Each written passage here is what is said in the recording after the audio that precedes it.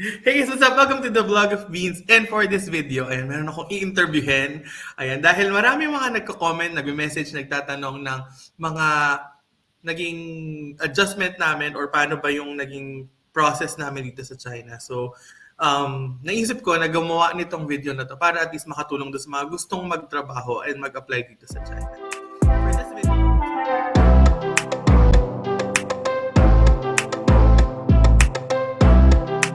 For this video, pag-uusapan namin kung ano nga ba yung mga experiences namin during our first year here in China.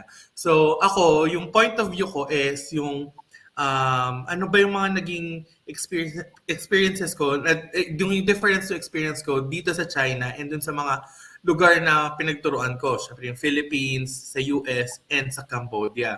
And syempre, para mas marami tayong mapulot na aral. Wow, mapulot na aral. Meron tayong guest, isa sa mga haligi ng Philippines. Teachers in China. Ayan, naririnig nyo na, di ba? Isa sa mga pundasyon, hindi pala pundasyon, isa sa mga sandigan ng mga gustong magtanong tungkol sa magtatrabaho dito sa China. Ayan, let's welcome Jay! Ayan na, oh. May clap ba to? Hello! Meron ba itong mga effect? Ako, tawa na ako ng tawa. Ewan ko ba kung seseryosohin tayo ng mga manonood sa, diba? Ayan, so Jay, hahatiin natin tong usapan na to since isang buong taon yung pag-uusapan natin. Naisip ko hahatiin natin siya into 4 seasons. Syempre, dumating tayo dito nung summer. Tapos syempre, pinagdaanan natin yung autumn, yung winter, tsaka yung spring. And yung 4 na seasons na yun is i-relate natin sa experience natin dito sa China. So, just to give a gist kung ano yung mga pag-uusapan natin. Sa summer, syempre sa pagdating natin, ano ba yung mga naging adjustment, culture shock, tsaka mga positive observations natin dito sa China. And then syempre after ng summer, naging autumn na, medyo lumamig-lamig na. So medyo, kumbaga sa summer, nag-warm up tayo. So pagdating ng autumn, medyo tinitingnan na natin kung ano ba yung, kumbaga, nagsisettle na tayo, nakikita natin, nako-compare na natin kung paano yung pagtatrabaho dito sa China and pagtatrabaho sa ibang bansa or sa Pilipinas. And after nun is yung winter, syempre, andun na yung lumalamig na, andun na yung mga challenges kasi medyo kahit pa paano, nakasettle na tayo. So nakakatanggap, kumbaga nakikita natin yung mga dapat natin, yung mga challenges na dapat nating overcome. And of course, yung spring, ano naman yung mga improvements natin and yung tips natin. Di ba? Pero before that, gusto mo pakilala muna? Parang nasabi mo na, yung introduction po ni Ben, joke lang po lahat yun. Siguro active lang talaga tayo sa pagsagot sa mga kapwa nating mga applicants. Because in one way or another, napunta tayo sa sitwasyon na yun. Nagpaliwanag yun. Hindi, I'm Miss J, expat J na lang, or letter J lang. Ayan, I'm from the Philippines, syempre, kapwa Pinoy, from Caloocan. So, galing din po ako ng publikong paaralan. And, yeah, sobrang saya ko at nakasama ko sila sa trabaho. So, it is my first time to be working abroad. And challenging, happy, fulfilling, and satisfying, something like that. Later, pag-usapan natin. Yes. And just to give you an information, and dati kami magkasama ni Jay sa aming unang taon sa Ningbo, but ngayon nagkawalay-walay na kami ng landas. Wow! Andito ako ngayon sa Guangzhou at si Jay naman ay nasa Shanghai. Yes. So ayan, umpisahan na natin with summer. Ayan. So ano ba yung mga naging, ayan, bilang ikaw na first year mong magturo abroad. Okay? Ako kasi ay, pang ilang taon ko na ba? Pang-4, pang-5 taon ko na abroad. So ano yung mga naging unang adjustments mo, culture shock, and positive observation dito sa China? Yung adjustment ko siguro talaga yung tawag dito, yung starting from the scratch. Hindi ko alam paano muna kung paano makikipag-communicate. Nag-best din ako na tawag dito, naligaw. Pero salamat din sa mga HR namin, sa agents namin, kasi talaga nakakauwi naman ako. So, I think part yun bilang bago ka sa isang lugar. Tapos yung homesick, siguro yung homesick na yun yung pinaka-challenging sa akin. Pero dahil nga may mga kasama akong mga kapwa Pinoy din, maganda kasi doon. Checking sila palagi kung saka ganito, ganyan. So, Tapos, eventually, naging magkapit-bahay kami nito ni Ben. As in, magkatapat yung pinto namin. So, definitely, yung parang sobrang gaan na nung aming, personally, yung pinaka-adjustment ko, sobrang gaan na. Sa culture shock, wala masyado kasi approachable silang lahat. Pero, siguro yung pinaka-shock ko talaga dito meron sila yung term natin sa Philippines na dahak. Yung gagawin siya, something like that. Yung parang naramdaman ko din yun before yung parang meron siyang tawag dito, phlegm. Tapos yung gusto mong ilabas. Tapos kahit nasa mall yan, railway yan, usually yung mga matatan. Yun lang so far. Tapos, positive observation, lahat sila willing to help. Basta naiintindihan ka nila. At basta may translator ka. At yun lang kailangan mo dito para maka-survive ka. Yung talagang translator. Kasi pag hindi na kinakaya ng translator talaga, minsan, ay sasabihin ko lang talaga, tinggo doon. Ganun lang. Tapos, natatawa na lang sila. Tatawa na lang din ako. Pero, all in all, yeah, sobrang, siguro culture shock isa lang. Yun lang yung, kahit saan. Everywhere. Yeah. Well, I totally agree with you. Actually, coming from nag-umpisa kasi ako magtrabaho abroad sa States. Doon ako unang nagturo ng international teaching. Sa totoo lang, kung ano yung in-expect ko na itsura ng China, yun talaga. Ang problema kasi, feeling ko lang naman, for most of the Filipinos, iniisip nila kapag China, madumi, magulo, delikado, which is the total opposite kapag nandito ka na. Sobrang safe. Lahat may camera, parang malaking PBB. Sobrang safe niya. Tsaka medyo sa totoo lang, spoiled ang mga foreigners dito kasi ayaw nilang nadudungisan yung image ng China. So kapag yung foreigners yung may problema, ina-actionan talaga nila agad. Hindi katulad kapag yung lokal yung may problema. Same yung culture shock. Yun din, isa ko sa napansin, kahit indoor. Also yung, hindi naman culture shock, pero isa sa mga adjustment ko yung smoking. Kasi sobrang, madaming naninigarilyo kahit loob ng elevator, loob ng kotse. Kaya mas prefer kong mag-metro, mag-subway, kaysa mag-taxi or mag-DD, parang Grab, parang Uber. Kasi, ay, iba talaga minsan yung amoy ng sigarilyo. Ayun, ang dami talaga. Kahit elevator, pagpasok mo, parang, hindi pwede mag-intay po muna tayong makababa, yung ganon. Pero positive observation, sobrang linis, sobrang safe. Kahit maglakad ka sa gabi na mag-isa, walang problema. Ano ba? Mababait yung mga tao. Yun nga lang talaga, isang adjustment mo is yung language barrier talaga kasi hindi talaga sila masyadong nag-i-English.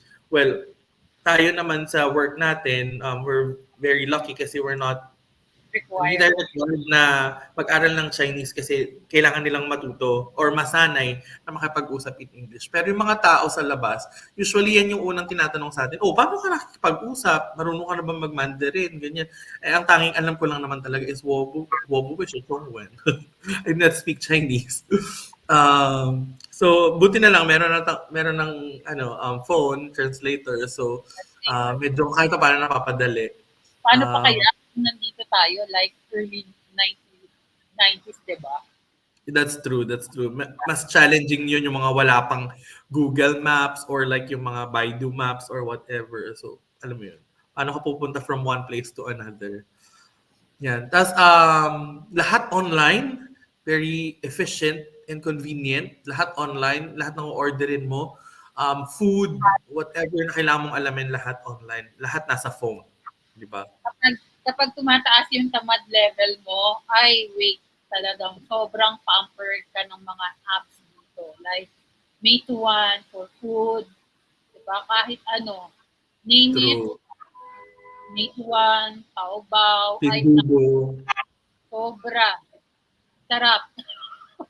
Sarap maging tamad dito kapag may pera ka. That's so true. Ayan. So, ayan na yung mga adjustment natin, culture shock and positive observation. Ayun. So syempre pagkatapos ng summer, here comes autumn. Ayan na. So dito naman sa autumn, pag-usapan natin ano yung mga naging comparison mo na pwedeng positive or negative na school culture, yung work ethics or yung mga students, mga admin and co-teachers. So for culture comparison, siguro unahin ko muna yung sarili ko. Dito mas natuto akong mabilis. Yung mga tipong gano'n. Yung tipong mas conscious na ako na eto yung submission na eto. Although, aminado talaga ako na mabagal akong tao. Even sa dati kong work, napakabagal ko. Ako yung tipo ng tao na ano talaga, na magpapasa ako sa gusto ko. Pero pagdating ko dito sa China, dahil kailangan natin magpabibo, kailangan masiguro natin na next school year, may kontrata tayo na kukunin pa rin tayo. So, alam mo yun, hindi naman siya sobrang advanced, pero pasok na siya dun sa timeline, sa deadline ng school. Tapos, samahan pa tayo ng mga kasamahan nating competitive, nakakairita, di ba? Kasi ang bibilis! Nako, kailangan ko rin bilisan. So, technically, yung nag-grow talaga ako in my ano tawag dito, yung bang work habit ko sa paperwork, even sa pagdating sa pag-a-adjust sa mga schedule ko. So, personally, sobrang natutuwa ako doon. And siguro yung school culture, additional, no, yung school kasi, parang nandyan ka, they let you do what you want to do, lalo na sa klase mo. Dahil ikaw yung teacher, bahala ka dyan. And ayun yung nakakatuwa doon, na tiwala sila doon sa kakayahan mo dahil nga hinire ka nila. So, walang question doon kung ano yung teaching strategy mo. Pero syempre, dun sa mga observation na nakita ko, natututo din ako ng styling. Siguro, yun yung pinaka, ano din, importante din. Tapos, medyo ano pa rin talaga ako, Pinoy na Pinoy pa rin yung datingan ko pagdating sa pagtuturo. Yarn. Ayun. Ikaw. So, ako naman, ang i-add ko naman to that is, kino-compare ko siya sa naging work ko sa States and sa Cambodia. Well, i-compare din siya sa Pilipinas, same siya. Wala masyadong paperwork katulad ng sa Pilipinas na napaka-OA, yung mga IPCRF, kung mga ano-ano mga paperworks. Dito sa States, dito sa Cambodia, walang ganun. Lahat online, lahat mabilis.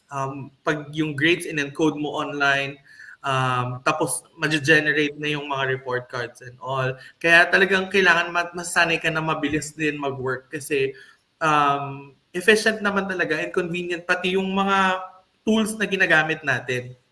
So, talagang gusto nila, natutunan ko sa international teaching, gusto nila kapag end of work talaga. Wala kang dapat alalahanin na wala kang dapat na isipin pang work. Kasi lahat matatapos mo siya sa designated time. So, talagang okay siya. Now, i-compare ko naman, ito maraming tanong dito, kumusta yung mga bata dyan? Dito, ang mga bata, kung i-compare ko siya sa States, dito, generally sa Asia, ang mga bata respectful sa teachers. Tayo din sa Philippines, nilook up natin yung teachers. So talagang with the respect, tsaka hindi naman sa takot, pero because we're fond of our teachers na parang para silang second parents natin. Kaya parang, nire-respect natin sila. We know our boundaries. They know their boundaries then as students. Unlike sa States kasi na talagang ayoko na lang din magsalita, pero talagang yun yung isa sa mga challenges. So classroom management dito sa China, walang problema, hindi siya sobrang laking challenge. Although the challenge is yung language barrier kasi may ibang students na hindi nahihirapan pa din sa English. Ang challenge mo naman ngayon, instead of classroom management, paano mo sila mapapasalita? Kasi sobrang tahimik naman. Yun naman yung kaibahan. Sobrang tahimik naman kapag nag-discuss ka, wala din talagang magsasalita, iintayin ka lang din nila. Sa akin sa math, they're known na magaling sila sa math. Well, hindi lahat sila magaling. Pero yung marami sa kanila, titingnan lang nila sa board yung sinasagutan mo and then mahilig sila mag-mental math. So talagang kahit pa paano, siguro magaling tayong Asian sa math kahit pa paano compared sa mga naging students ko sa States. Also sa mga sa co-teachers ko naman and sa admin, since we are working in an international environment, so parang kumbaga andun yung diversity nung culture. So marami kang matututunan with your co-teachers, with your admin, kung paano ba sila mag-work in their own countries, tapos kung paano kayo nagko-complement sa isa't isa to be able to, make the team work. Dito sa China, medyo spoiled ang mga international teachers. So talagang maraming benefits, maraming mga parang special treatment kahit pa paano. So, yun yung mako-compare ko. Ano pa ba? Walang paperwork. So, yun, talaga pag summer talaga. Pag vacation, bahala kayo. Basta, ilalatag naman sa yung deliverables mo. Basta na-deliver mo lahat, wala nang problema. Whether matapos mo siya ng maaga or on time. Ayun. Nasa sa'yo na yan kung nakakaya naman din kung hindi mo tatapusin on time. Parang gano'n. Tama? Ayan. So, syempre, pagkatapos ng autumn, ayan, umuumpisa ng lumamig. At pag lumalamig, dumadami ang challenges natin. So, ngayon, pag-usapan naman natin, kung naman tayo sa winter, ano yung mga naging challenges mo bilang unang taon mong nagtrabaho or nagturo abroad? Ako siguro student feedback. Mga ganon. Yung tipong yung feeling ko, nagawa ko naman yung part ko as a teacher. Pero merong mga feedback, naalala ko parang lima yata yun. And sabi ko, sinend kasi sa akin sa email. Sabi ko, parang OA naman. Sabi ko gano'n. Although siyempre, ganun yung initial reaction ko, just to be honest. Parang binabalikan ko din kung paano ba ako as a teacher. And in-explain ko naman din, punto per punto yung mga point din naman yung din namin yung nakaraan. And ang napansin ko lang, siguro nga, kasi yung mga estudyante kasi namin, spoiled. Alam mo yun, pag may request sila, talagang nabibigay kasi international school nga, mga may kaya, mayayaman. So, ayun. Nandun yung parang kahit anong gawin ko, kulang pa din. May time na umiiyak ako. So, talaga, yun yung mga time na parang feeling ko kasi that time, ang sipag-sipag ko, ang daming reklamo. So, ang ginawa ko noon, kinonsider ko lahat ng mga ng mga feedback nila. Ang kinakabahan lang ako, ang goal ko kasi talaga, ang goal ko ay makaabot ako hanggang katapusan ng school year. Yun ang goal ko. So, okay, ito yung gusto nila, okay, ito yung ibibigay ko. Ganun lang naman. So, technically, yun ang pinaka naging adjustment ko. Kasi yung first time ko sa international teaching. Masasabi ko naman, ma-agree ako kay Ben, mababait yung mga bata, lalo na pag nakuha ko ng role. Siguro kinulang din ako doon, aminado ko sa sarili ko, na kinulang din ako doon sa yung rapport with my students. So, pero yung ilan lang naman. But majority, okay naman talaga. Lalo na nung mas naging okay na yung conversation namin. So, yun lang. Sa mga tawag dito, sa colleagues, wala akong challenges eh. Kasi technically, individually, meron namang mga individual differences. Right? Hindi mo naman mapiplease lahat. Pero masaya ako na may mga kasamang Pinoy. Yung mga ayaw ng Pinoy na makasama yung ibang Pinoy na kasi siguro meron silang experience na hindi nila nagustuhan. But ako, whether may kasama akong Pinoy or wala akong kasamang Pinoy, kahit sinong katrabaho ko, confident ako na makakapag-perform ako according to my duties and responsibilities. Yun talaga. So, basta, enjoy lang. So far, yun lang naman. Well, sa akin naman, I think hindi lang siya sa China. It's everywhere. Generational na siya. Tamad na ang daming mga tamad kasi sanay sila, yung generation ngayon, sanay sila, ano ba sa Generation Alpha? Sanay sila na lahat instant. Kasi lahat nga nasa phone, lahat online. So sanay sila sa instant. So hindi ganoon ka haba yung patience nila when it comes to like for example processes or whatever. So maraming it results na parang maraming tamad. So I guess hindi na siya sa China. So the major challenge lang talaga na naisip ko is language dito sa China. Since we're talking about first year in China kasi yun nga lalo na kapag nasa labas ka kapag may gusto kang itanong, di mo matanong kasi paano ako magtatanong kung hindi ka marunong mag-Chinese. Minsan yung ito pa minsan yung translator lalo na sa Google medyo hindi accurate. So 'di ba, ang ini-encourage nila ang i-download mo is yung Baidu Translate ata or something. Kasi yung Google hindi ganoon ka-accurate. Pero so far kinakaya naman. Hindi naman siya ganoon ka-challenge na challenge. Um, Ewan ko lang kay Jay kung naging challenge ba kasi syempre compared sa Pinas, wala tayong winter. So yung pagbaba ng temperature, yung sobrang lamig, um, naging challenging ba siya sa'yo? Excite ako. Well, sa totoo naman. Excite talaga ako sa winter. Umaasa pa ako sa snow, pero hindi nga kasi, alam ko naman na hindi nag-snow sa linggo. Pero yung winter talaga, ay tuwa talaga ako. Pero nung umpisa ha, pero nung mga ano, may mode na. Para kasing limited lang yung pwede mong gawin. Tapos tamad na tamad ka talagang lumabas ng bahay. Kaya good luck talaga sa akin dito sa Shanghai ngayon. Well, sana mag-snow na dyan sa lugar mo. Well, dito sa lugar ko hindi naman nagsa-snow. So, wala. Pero sana lumamig. Ako mahilig ako sa malamig. Since galing naman ako ng US, yung klima, yung weather sa Ningbo parang sa South Carolina din. So, hindi naman ako ganun na siya. So, ayun. So, yun lang naman basically yung mga challenges na hinarap namin kahit pa paano. And lastly, syempre, para mabuo ang isang buong taon is spring. Syempre sa spring, andiyan nagbo-bloom na lahat. So kahit pa paano, alam mo na yung improvements mo. Tsaka, meron ko bang mga tips para sa mga gustong magtrabaho dito sa China? Tips, tawag dito, keep on applying, huwag mawawala ng pag-asa. Kasi pag para sa'yo, para sa'yo. Tapos, ano rin, maging, habaan niyo yung pasensya niyo. Kasi, hindi talaga siya madalian. Hindi siya isang buwan lang. Kundi talagang months talaga siya. Yung applyan months. Depende yan kung gaano kayo kapursige. Yung effort niyo din. Parang tumatapat lang din sa determination nyo, sa patience nyo.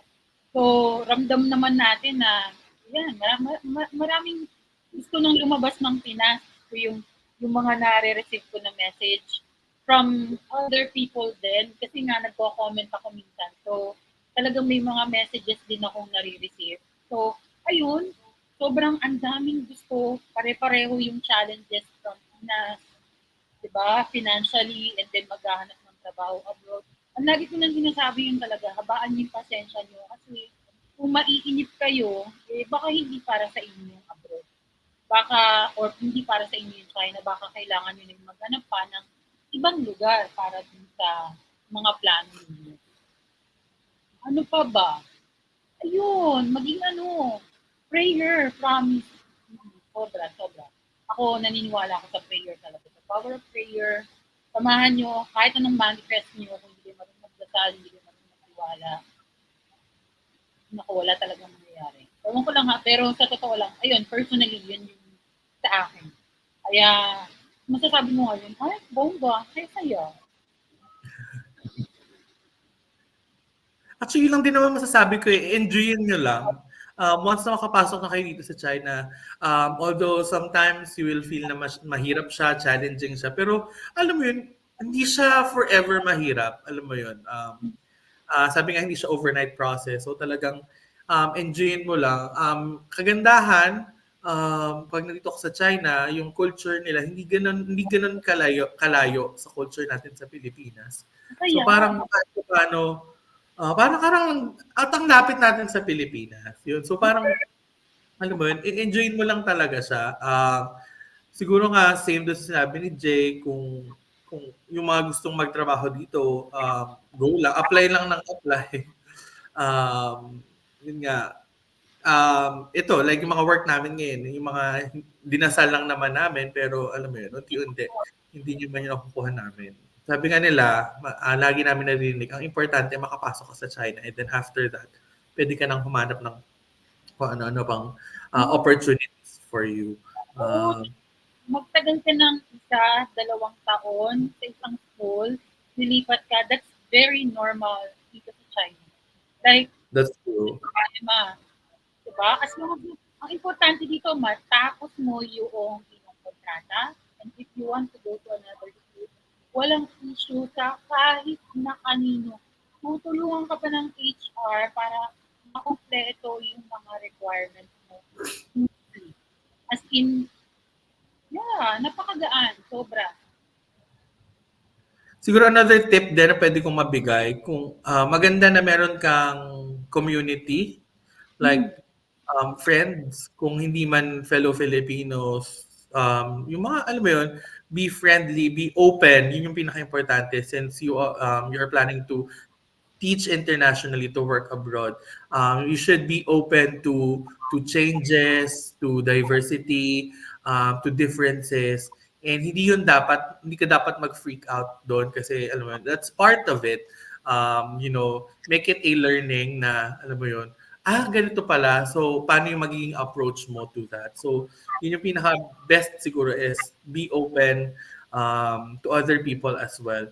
Maganda rin na, ayun nga, meron kang community para outside of work, kasi yun nga, kagandahan din sa China, work-life balance is sobrang, well, as for our experience, as international teachers, magandang work-life balance dito sa China. Kaya talagang you get to enjoy habang nagtatrabaho ka, habang hard work tapos on the side nag-enjoy ka talaga, 'di ba? So do you have anything to add? Anything to add? Ano lang, tawag dito, basta kaya ng bawat isang mag-a-apply. Kasi technically, itong video ni Ben is para sa lahat ng mga aspiring din or kung di man, nandito na tapos dilipat sa ibang school. Abaan niyo yung pasensya ninyo, mas maging matyaga kayo. And everyday, siguro ang pinaka nagustuhan ko dito, nung pupunta ako dito sa China, ang pinaka nagustuhan ko dito is that everyday pinuprove ko sa sarili ko na I have to stay kasi kailangan ko to. So, naging ganun yung mindset ko.